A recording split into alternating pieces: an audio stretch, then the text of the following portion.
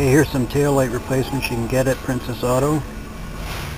Regular price is $39.99. I usually wait till they're on sale for usually half that, 20 bucks. If you're not replacing your tail lights with LEDs, you can just put new bulbs in. These are 1157s. If you'll notice, they've got the two filaments inside. So one will be for brakes. I think they both light up with brakes, so it's brighter. So those are 1157s, and they're fairly inexpensive. You can put new LED clearance lights on. Regular 10 bucks, but I've got these on sale for $2.50. So you'll need 2 red and 2 orange for the little trailers. And the bigger trailers will be more. I think on my big trailer is 5 red and 4 orange. Another option, if you don't want to pay for the LEDs, you can go with these types of clearance lamps. They're regular $3.49. They have a bulb in them. Not a big deal, one way or the other. I ended up finding these a while back. So they're clear, the lens is clear, but the diodes on this particular one, these are amber, and I've also got the red. So I think I'll just use those. So $2.50 as opposed to 10 bucks. And then there's your positive and your negative coming off the back. So one will go to ground, and then one will just go to the power line. Okay, this is for your lights, so that go from your vehicle to your trailer. Probably best to get this. This is about 25 feet, but it's got the connector on the end. And then just rip out all the old wiring and just replace it with this new stuff. That way you've got the proper color coding, and you can start from scratch and you know what's happening. This is about 13 bucks regular price. This particular one has 2 ends on it, but you just cut off the one you don't need. So one of these will plug into your vehicle. Another option is you can just buy the bare wire. So here's 14 gauge, 25 feet. So it's got the 4 colors on, that's what you want. Okay, this is 20 bucks. You can get a pack of butt connectors. The yellows are for 10 to 12 gauge. Reds are for real small stuff. The blues will work for the 16 gauge.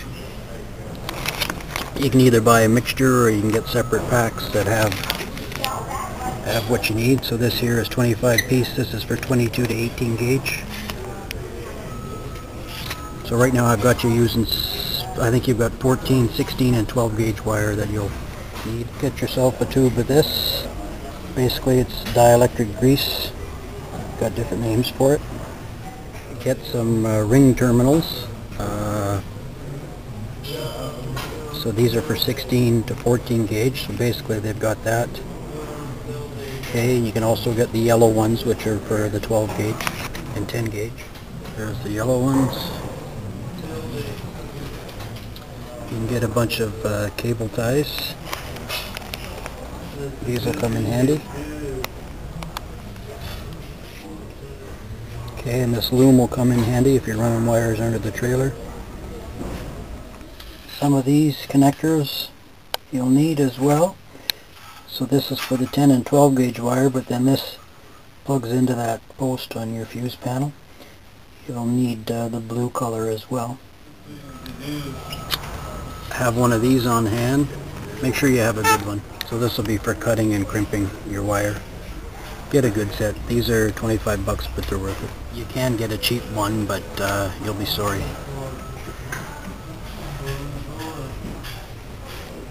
If your trailer doesn't have brakes, chances are it'll have just the 4-way connector on it. This will plug into the back. If one's on your trailer and one's on the back of your car, and then they'll just join together. If you may on your car, you may have a 7-pole connector like this, a 7-way. Not a big deal. If so, your trailer connector will now be like this. 6 outside things and the 1 plug in the middle. So that's a 7-way. This is what it'll look like coming under your trailer. But there is an adapter to take it from that 4-way that I showed you earlier to this 7-way. So there is the 4 flat to 7. So essentially what it does is one end will plug into that 4-way plug you already installed. Some of this heat shrink tubing will come in handy. This is $7.99. This is the inexpensive stuff. You can buy other stuff that's really expensive that has a sealant in the middle, but I mean, it's really expensive. This stuff will probably do you. This basically will go around your connections, and you put a lighter to it and it shrinks around to help seal the connection. Here's some other stuff they have on sale, so I usually look around, see what's on sale, the right size. This is more heat shrink. This is color coded. Not a big deal, but yeah, here's other stuff on sale, so just have a look around.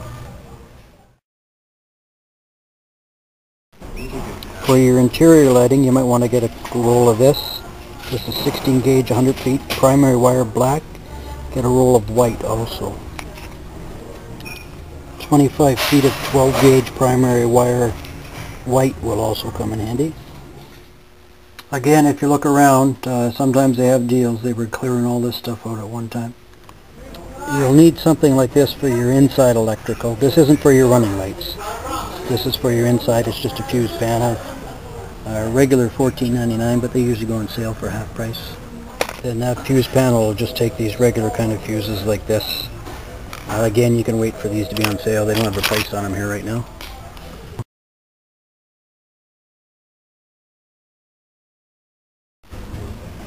This is to come in from your battery, so from your battery positive and negative to the inside of the trailer. This is number 4 welding cable. And that's roughly the size right there. You'll also need some kind of lug to put on the end of the cable. These type here, these are a screw-on type, so they're pretty easy to work with. I can't remember where I got these. Princess Auto didn't have them, but maybe, actually Canadian Tire I think had these ones, the screw-on type, or an auto parts store. Actually, this was an auto parts store. There's these types here too. They're a little harder to put on though. I had to put solder in them and all that, so they might be a little too complicated, but it can be done.